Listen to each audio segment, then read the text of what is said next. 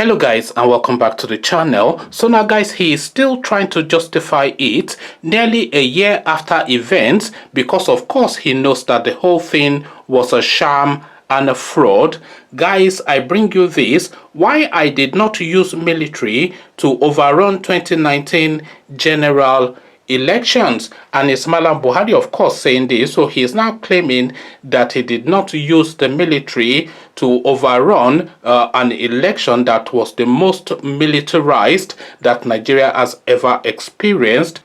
Again, the headline: why I did not use military to overrun 2019 general election, a headline attributed to Mallam Buhari. So now let's see what this Tales by Moonlight is all about. President Muhammadu Buhari has told Nigerians that his party, the All Progressive Congress APC, could have used the military to overrun opposition states, but instead chose to be impartial during the 2019 general election.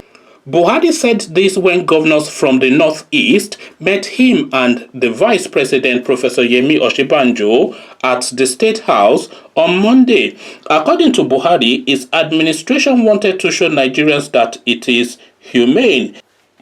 The meeting also had in attendance Nigeria's security chiefs and some GL governors. I don't know what GL governors are, or is it GI or G1, of the People's Democratic Party PDP, such as Amadou Fintri, Adamawa State, Bala Mohammed Bauchi, and Darius Ashiku, Taraba. It is true that we lost some states as the ruling party in a developing country, which is normal. I am proud of that because we were impartial. That is why, as a ruling party, we lost some states. That means we have our own mistakes, he said.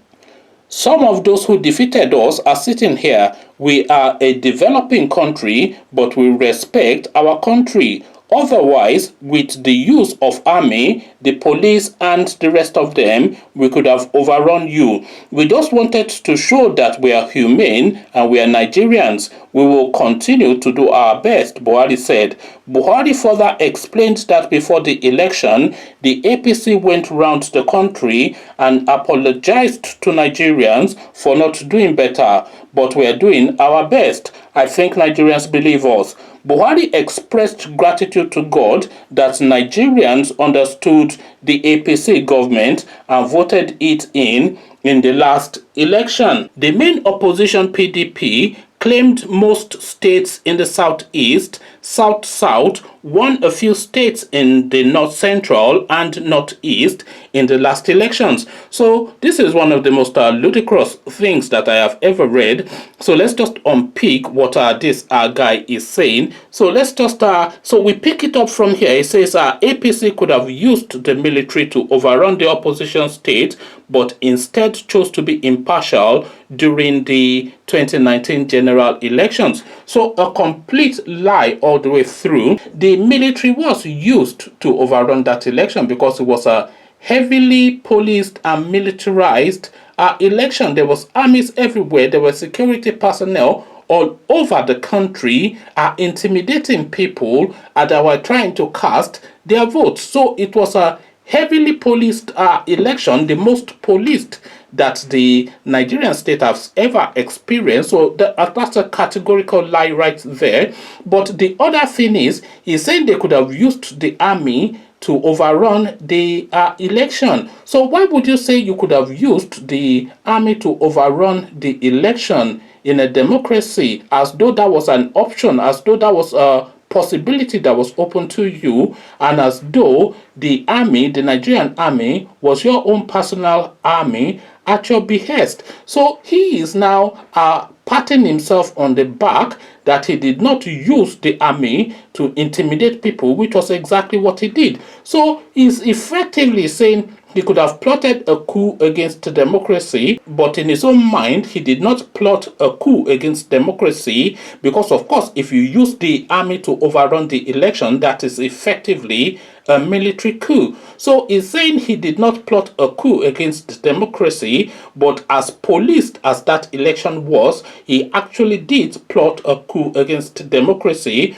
because Nigerians rejected him, of course, but he was foisted on the Nigerian state. So that is what he said. What else did he say? Let's just skim through. He says, it is true that we lost some states as the ruling party in a developing country. So yes, of course they had to lose some states in order to make it seem as though there was some form of semblance of a democratic dispensation taking place.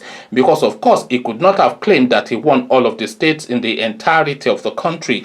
He lost Kano State, as we all know, because the people of Kano State rejected Abdullahi Ganduje, especially after that infamous dollar pocketing clip. But then, of course, we all saw what happened. They were counting the results, and the PDP candidate was leading by hundreds of thousands of votes.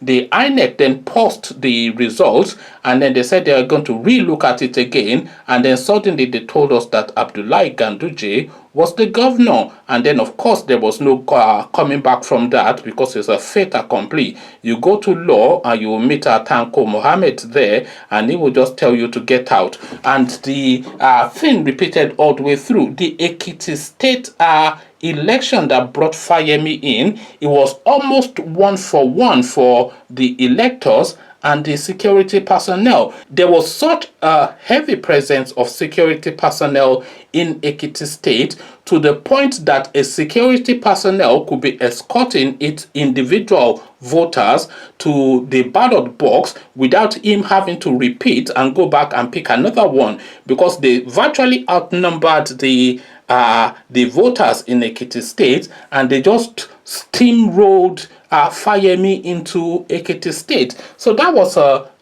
militarized election right there in Ekiti State, and that was a coup, by the way, against the Ekiti people. So I am not quite sure what exactly this guy is talking about.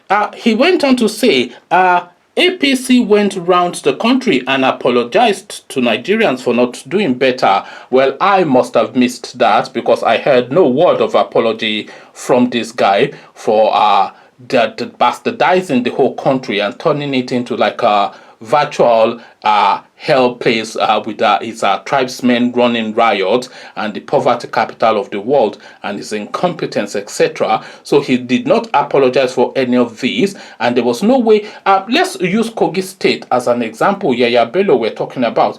This is a guy, and that is another election, by the way, that was heavily militarized. So this was a guy, Yaya Bello, that did not pay civil servants, and you know that the strength of the states within Nigeria is always in the civil service, because it is through the civil service that a lot of money cascades into society. They are paid their salary, and that way they are able to pay Yaunigari and the meat seller, etc., etc. So this was a guy, Yaya Bello, that retained money from that state for 18 good months. Civil servants were not paid for 18 good months, and to the point that Aisha Buhari actually went to Kogi State to apologize to the people of Kogi State and beg their forgiveness, because this guy was not paying their salaries, all of which of course he would have gotten from Abuja, because they get their monthly stipends from Abuja, and including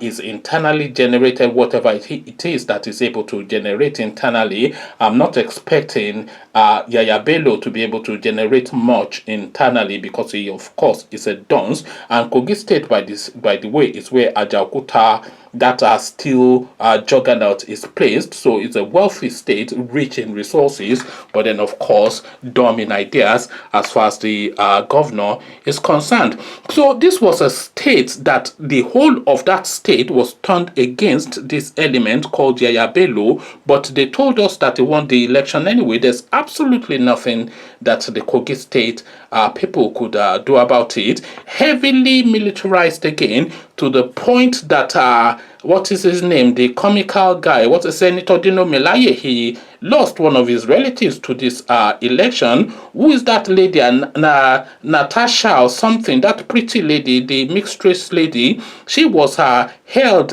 house bondage by this, it's just a brutal system. So it was a heavily militarized system as well in Kogi State, to the point that we can safely, without fear of contradiction, make the statement that it is a coup against the Kogi State indigenes, because of course a heavily militarized election that then brings in somebody that is not of your will is a coup. So he's saying that they could have overrun the country with the military and the army, but that of course is exactly what they did. They did overrun the country with the military and the army, and then of course we're saving the worst, of course, till last. Mallam Buhari lost that election by a landslide. The people of Nigeria, if you live in Nigeria and you lived in Nigeria from 2015 to 2019, and you have a single brain cell in your head, there's absolutely no way that you would have had anything to do at all with Mallam Buhari, because he was completely demythified in that period. The insurgents were still running riot in the northeast. The economy had collapsed. There was a lot of nepotism and cronyism and tribalism in the whole system. They were just looting for free. It was just a whole mess. So we saw that from 2015 to 2019. So there's absolutely no way that anybody of any sane mind would have returned Mallam Buhari, and of course Nigerians did not return Mallam Buhari. That to this point, Atiku Abubakar is still sitting in his mansion in Dubai, still aghast and befuddled at the level of robbery and criminality that took place against him in February 2019. So he's saying that they could have overrun the country with the military, but I am insisting that they did overrun the country with the military. Conversation in the comment section made us think he protests too much. He, of course, is of that thought as well, that what they did was just too much for people to bear. Now he's trying to paint black as white for people, but of course it was just too glaring and too obvious, and no amount of explaining would explain what we saw in 2015, 2019 rather, not 2015. No amount of explaining would explain what we saw in 2019 away, and 2015 as well. That might well be a Freudian slip, but that is the truth anyway. So now, conversations in the comment section. This guy now is trying to be clever by half.